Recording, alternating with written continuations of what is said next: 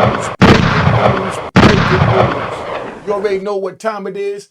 Yo, feds help Baltimore land largest drug trafficking bust in years. They busted a bunch of our young babies, and I know y'all gonna say they're not babies, but I say they babies because they didn't have us there to be able to give them the proper guidance that they needed, because during the war on drugs and the crack era, they wound up locking up a lot of our men. A lot of us is coming home now, so we're trying to make a change, but this is the after effect from our mess up by screwing up. Sit back, and I want you to know the reason why we do this over here at Unique Mecca Audio. I think nobody could say it more better than my man Murder Mook. All right? Hey, what's going on, man? Murder Mook, Harlem, you know what it is, man. I just want to express how much gratitude I got for Unique. You know what I mean? I was telling him a story, telling him how I felt about, if anything was to go wrong with my career, rap-wise, if, should be slow, and I got so many opportunities to be able to do the wrong shit. When I watch Unique Mecca Audio, I feel it, and to my soul, and that's keeping me farthest away from doing anything criminal. Anything criminal. He made me think straight, honestly. Made me think straight. Because I've been watching him for about a year now, mate. And it just took my mind way off of that. Way off of that. From a year ago, it got rough. For a year ago, yeah. And from watching this man, I just felt like, you saved me. You saved me. And I just want to show my gratitude, and I want to say thank you, man. Unique Mecca Audio, anything you need, brother, from me. All right. Anything you need, man. All right.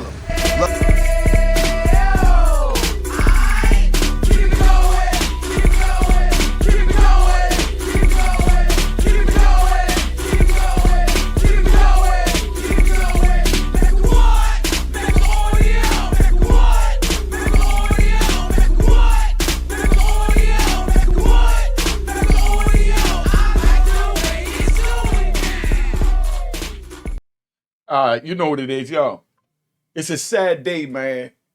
They took down a lot of our babies out in Baltimore, and this is what we're trying to prevent at Unique Mecca Audio, so you understand. We don't do this for views. Yo, listen, I'm going to keep it 100, right? I done blocked over 50,000 people from my page. I would have been gotten to 100,000. Look, see this here? Right? This the plaque they give you at YouTube. I got 100,000 subscribers, right? I wasn't chasing 100,000 subscribers.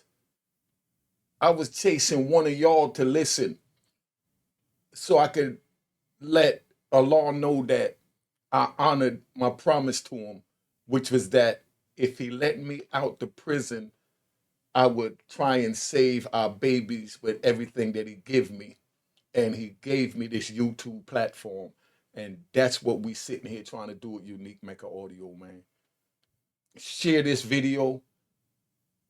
We don't do no faking. I give it real and I give it raw, because most of all, this is a gangster channel. All right? This is a straight gangster channel.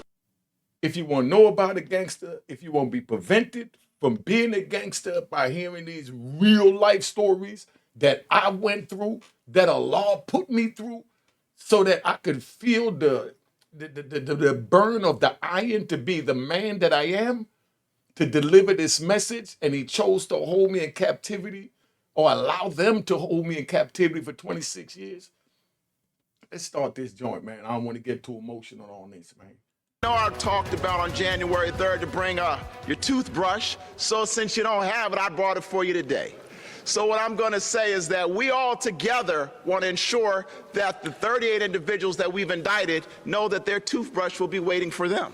We're taking our violent crime approach and strategy to the next level. So pack an extra toothbrush.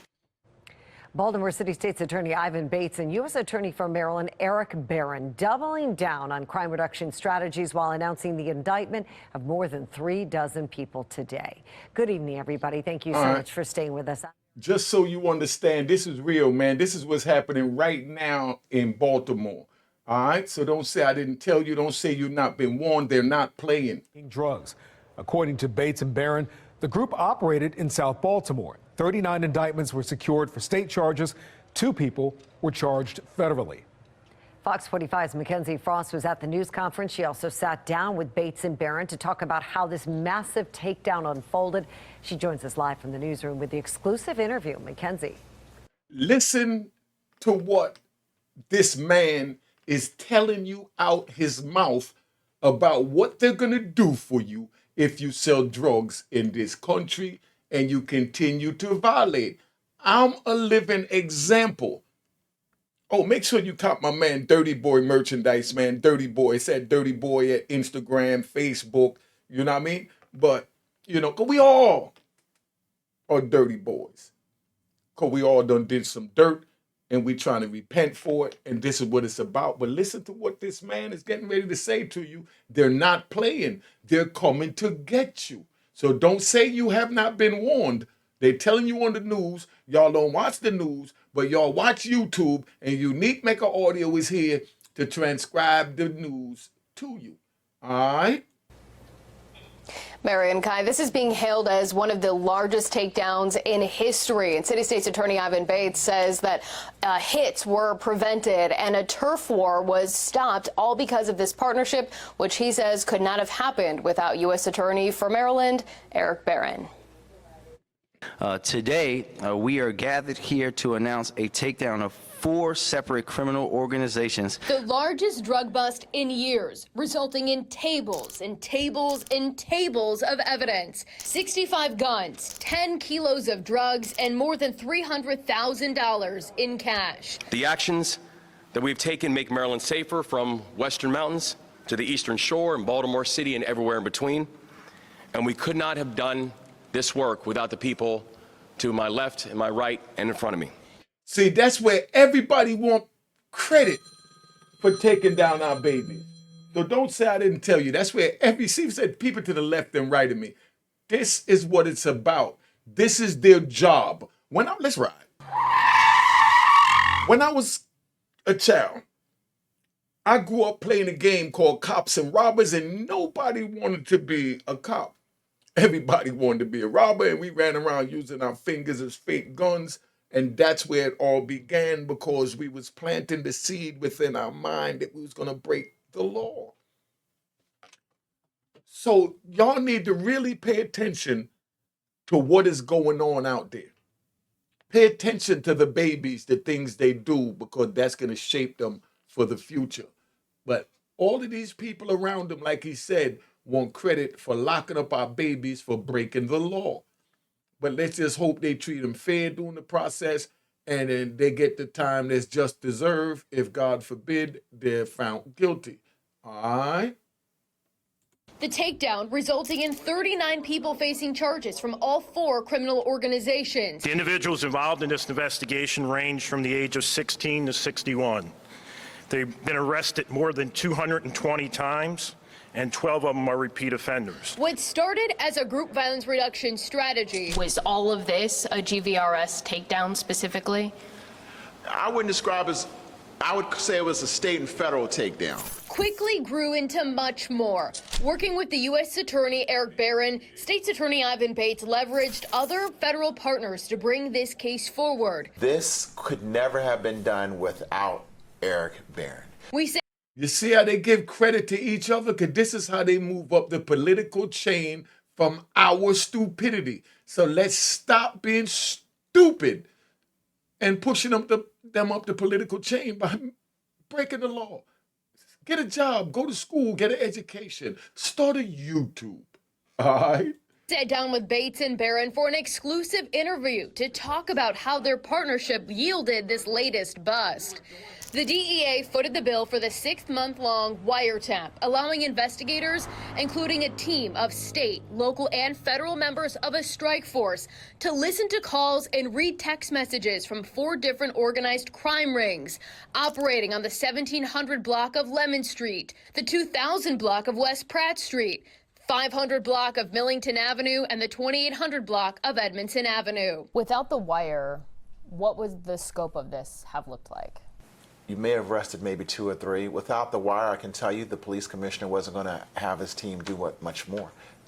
You see what they're saying? The wiretaps. So y'all get your cell phone and you play the little games of talking reckless on the phone, telling people call me when you need something. And I bet you putting stuff like, yo, I need an ounce. Y'all need 15 of those perks. You know what I mean? And they're checking the wire. They're listening to the wire. So the best thing to do to avoid the wire is don't get involved. I can't say no more plain than that. Look at this man's face when he tell our babies, if you break the law and sell drugs, we're coming to get you. You can't be no more plain than that. They had done a great deal of work, but without the wire, then we don't have the opportunity to go deeper to figure out what's happening. This type of takedown is to let everyone know we are not playing and that we are listening and that we're going to come for you and we're going to hold you accountable. Barron says it doesn't really matter to him where the cases end up, either state or federal, so long as the criminals are held accountable. Why was it important to you to take this case and to move forward with it? Well, first of all, the credit for this is broad. This was truly a teamwork effort. When the state's attorney calls me with a problem, or any law enforcement or community partner calls me with a problem, it becomes my problem, and I aim to solve it. And that may mean being innovative, but at the end of the day, I care about our partners because we have a shared mission of reducing violent crime in the city. Bates says by using the wires, other crimes were prevented too, including a robbery, a hit on a rival member, and a turf war that could have erupted into a violent disaster. We were afraid could have been Brooklyn Part 2 that we were able to stop before it happened. We took those individuals off the streets. But we feel very good. You know, oftentimes you look on TV and you feel some of these neighborhoods feel that we've forgotten them. We haven't forgotten you. It takes time to do this the correct way. Now, these 2 prosecutors say the real work begins, piecing together the evidence, building the cases, and moving forward.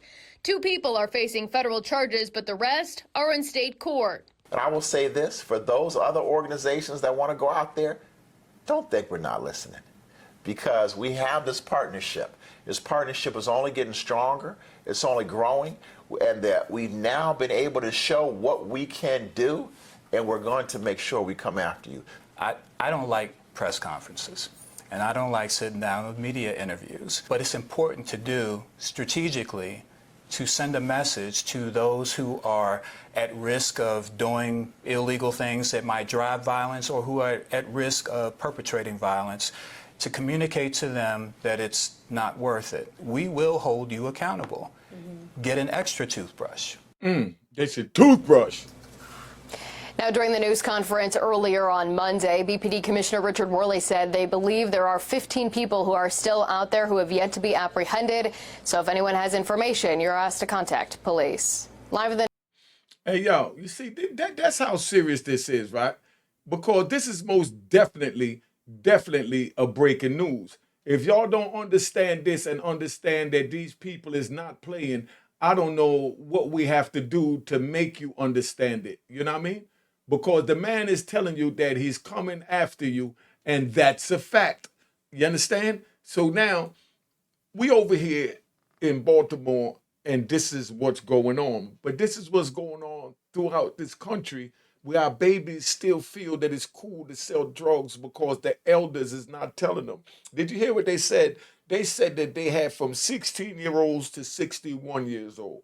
Why would a 60-year-old man have a 16-year-old child out there violating the law, selling drugs in 2024? We could use the ignorant excuse from back in the 70s and 80s that we didn't know no better. We didn't even know it was against the law to do that. Because they wasn't locking up the elders for what the youngins did 40 years ago when I was growing up, for 50 years ago when I was growing up, because I'm 60 now. I've been on the street 50 years. Long time on these streets, you know? And out those 50 years, I spent 26 years in federal prison for what I did on those streets. And I'm trying to prevent y'all from winding up there. I'm trying to prevent y'all from even having to feel a burst of the fire that I felt. Because it ain't no joke. These people is not playing, man. Yo, listen, I seen them sentence people to life sentence. I had them sentence me to life sentence. I knew I wasn't gonna die in their prison. So I put my mind to it and I worked towards, learning to read, learning to write, getting my GED, going to psychology classes. I even took National Geographic classes. Whatever classes they offered, I even wanted to know how the animals think. Why am I behaving like an animal? Could I be half animal? Because I did some animalistic things that I'm not proud of. And right now I'm trying to get Allah to forgive me by doing this YouTube, by talking to y'all to let you know. I've been there. I've done that. I felt that. It's not worth it. It's not worth it. It's not worth it. Let me ride. I had a federal agent within the prison system when I was selling drugs on the compound. And they brought a special, you know, task force in to take down me and the brothers that continued to break the laws behind the wall. This was at the very beginning of my bid. Matter of fact, that was 99. 99 to 2001 when I met this officer. And he told me, he said, I know what you're doing. I care what you're doing. Don't think because I'm allowing you to do what you're doing that I don't care and I don't know. He said, I'm allowing you to do it because all it takes is for me to catch you one time. It don't matter if you bring drugs in our institution, have other people bring drugs in our institution 100 times. All we need to do is catch you one time and we taking you out to that federal court. You're always in a law library, swear you're going home. You don't want to face the facts that you have natural life with no parole plus 20 years. So when you die, we're going to dig you back up and allow you to serve that last 20 years. But we're going to try and give you another 20 years to go on top of the 20-year dig up. It's a true story. And I thought about I said, man, I go have somebody else bring some more drugs in this weekend, and that'll just put another notch on my belt. What I did, but like he said, all he gotta do is catch me one time. At that time in '99, I was 35 years old. I didn't care nothing about what he said.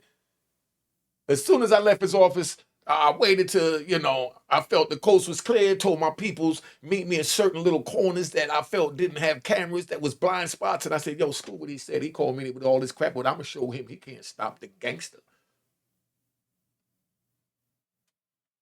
Yeah, I'm going to send you such and such, and you such and such, you such and such, and you make sure you bring it in this weekend. I went rolling like nothing happened. And I just spent 5 years in ADX Supermax, got my education, but I wasn't fully there yet. And that's where I met Dr. Guy Fisher. That's where I met William Underwood. That's where I met Harris L. Mo Gary out of Baltimore. These are the brothers that tried to talk sense into me, like I'm trying to talk sense into y'all. But I didn't want to hear it then because I wasn't ready to stop. I still thought I was invincible, just like you still think you're invincible. But like that officer told me, all I got to do is catch you one time. I'll never forget that till the day I die. As the years go on and certain people got busted trying to bring stuff in. They shaking my cell down. They taking this. They monitor my phone. They suspended my phone. They on my line. And I had to live with these restraints just like what P. Diddy's living with. 300 minutes a month. And how am I gonna use 300 minutes a month, right? To talk to my women, because I had plenty then. Just started the bid. They was all there. Only had 5 years in, got locked up in 93. This is 99. I had 6 years in. So I still had plenty of women. As the years went on, this to you young brothers out there and young sisters that think people gonna hold you down. I started my bid off with no lie, about 100 females. When the bid was over, I could count the amount of females that stuck around and held it strong for 26 and a half years on one hand. And to be honest, I'm really at about maybe 3 or 4. I met others as the years went on that came in and stuck it out, but I'm talking about out that original 100, maybe 3 or 4 stuck around. So I want y'all to know, y'all do what you're doing, and you think you're doing it for your girl, and you're feeding your kid, and your mama, and your grandmama. I made all types of shit. I bought my mama big house, cars. I did everything with the money. I felt like I was being a man. And then I got locked up. And then I got my GED. And then I sent my GED to my mother. I called my mother on the phone, and I couldn't believe the words that came out that woman's mouth.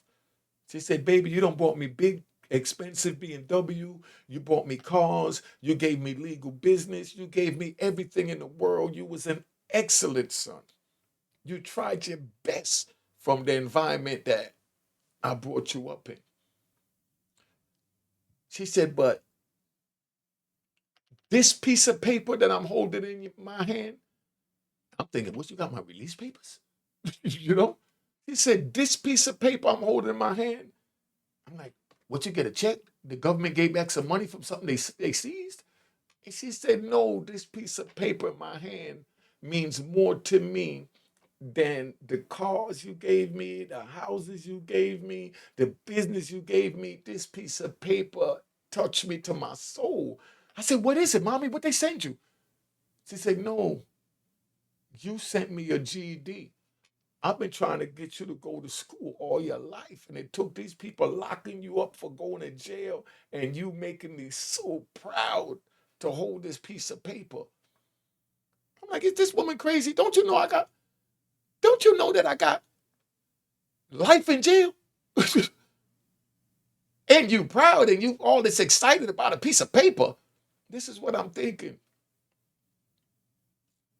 I was in ADX at that time because I got my GED like January 1998. I went that next day to rec, and I talked to Harris L., Mo Gary, and Shakur Sherman Dobson. Big round of applause to Harris L., Shakur Sherman Dobson, and Appleby L.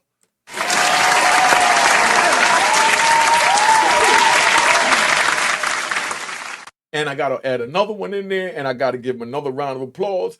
Big Dave Ford out of Washington, D.C., rest in peace.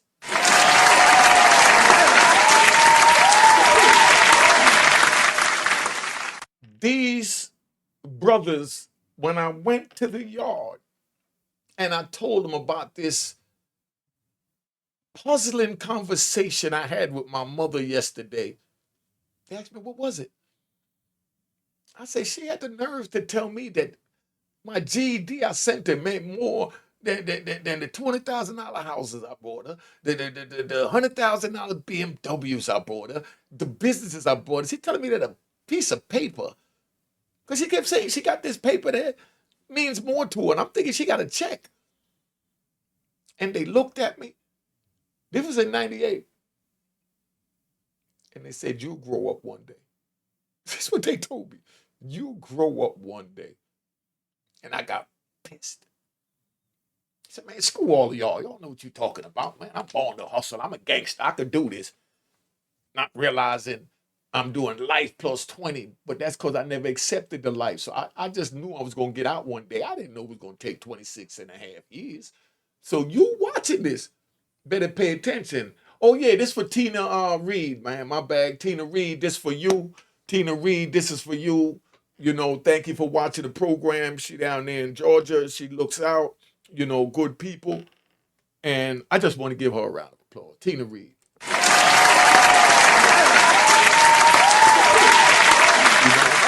Relax, y'all, relax. Because that's how we keep it at Mecca Audio. Those are the people that, look out over here, Unique Mecca Audio. But man, they laughed. They say you'll grow up one day. And they laughed at me. And I'm so mad they laughing because they couldn't see where I was at. So I'm thinking they just as burnt out as my mama. And I just kept moving.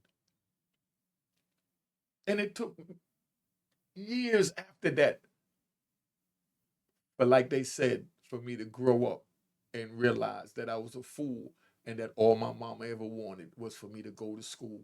The same as I saw your mama really want is for you to go to school. My mama upstairs right now, 89. And I'm gonna be honest with you. This is my therapy. This is my therapy. So I'm gonna have my therapy session, right? Let me switch the screen. I want y'all to see me up close. So I'm gonna tell y'all my therapy session. See these streets over here next to me where I run, right? These are the streets that I ran. My mom always told me to go to school, told me don't keep a bunch of friends, you can't trust your friends. She told me all that. I didn't want to hear none of that. You know what I mean? And now that as Harris L, Sherman Dobson, Appleby L, you know what I mean?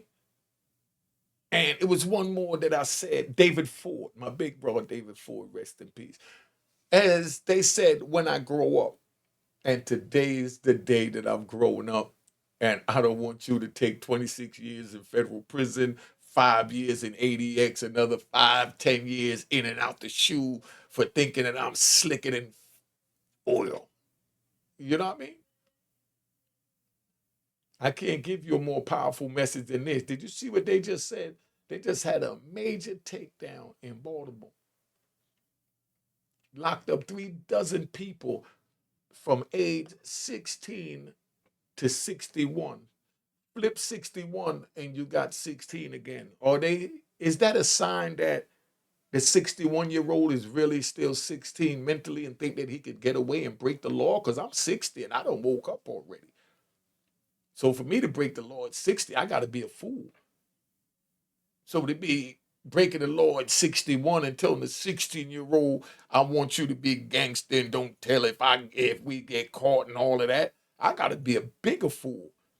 To corrupt a 16-year-old's life, I got to be the most tremendous creep. And I deserve to be locked up for touching somebody's baby and ruining their lives. So that's why I'm trying to reach your baby right now. That's why I'm doing so good on YouTube. That's why I block about 50,000 of these rat bastards. There's nothing I can't stand more than a rat. Get out the street, man. You know when the heat come, you're going to fold like plastic under the fire. Because that's what was embedded in you. To go to school, do the right thing, but for some reason you want to trickle off the porch and think it's a game. This is not a game. This is your life and you don't get a do-over. I wish I could do over those 26 and a half years that I've, spent in federal prison. I'm ecstatic for what I've acquired mentally, emotionally, spiritually. I'm so ecstatic for that. I'm ecstatic for the good brothers that I met while doing my bid. Antoine White, Larry Moe, Booby from the Booby Boys, Kaz and C-Dog from out California, Big D from Detroit. I think he a GD or Vice Lord. I don't even know the difference in the gangs. And I did 26 years in a gang-infested world, and I stayed out of their lane. When I met a man, I dealt with him as a man, not as a GD, a Vice Lord, a Blood, a Crip, a Sereno, a Border Brother. I dealt with them as a man. And they dealt with me as that, and they kept their gang business over there because I didn't get in their gang business, and I kept drug business. You know what I mean? And whatever else I was doing in the prison over here where I mind my business, they mind their business. But, you know, Big D out of Detroit, Chicago. Oh, then we got Turk, you know what I mean? We got a Big Dirk and Shorty Dope. I was blessed to be with Shorty Dope over in Atwater, you know what I mean? And, you know, I'm also praying for Lil Durk for y'all. I mean, this is real, man. They're not playing with our babies. They're not playing with our babies. So y'all better wake up, man. I've been on here long enough. Make sure you cop the book of Roy and Harlem. Please go subscribe at Mecca Audio TV and hit the notification bell. And check out a couple of videos, show some love. Let's keep this moving. Make sure you cop my man Lou Sims' book. This is, you know, this book is fire. I read it. I love it. Cheers, cheers, the crime.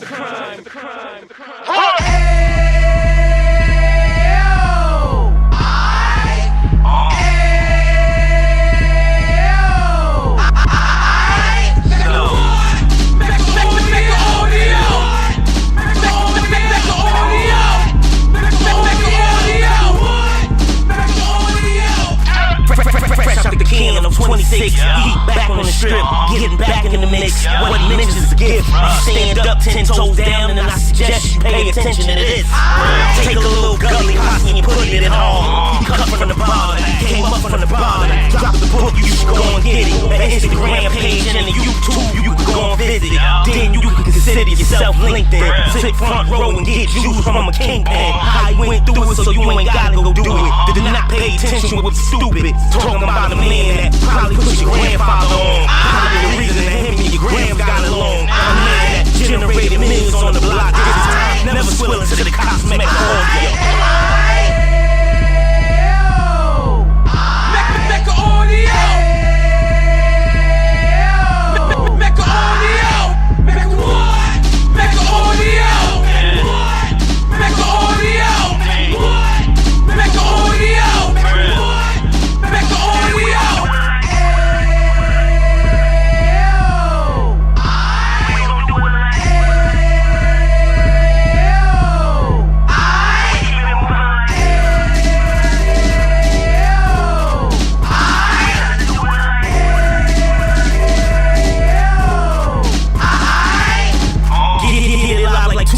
In the 90s, drop top beam so shiny. I let shorty go, she was wine. Treat her like my past, she behind me. Spinning a couple bands on the dapper Dan. You back again, getting green like a Pax's fan. No cap, this is a roaring uptown. Baby horn uptown, Dominican bust down. Now we on the positive, you ain't got a lot to give. Now you trying to stop the kids from being an operative. So take heed, homie, lend the air. He started in uptown, he gon' finish there. But now it ain't about selling drugs, buying cars, it's about buying property.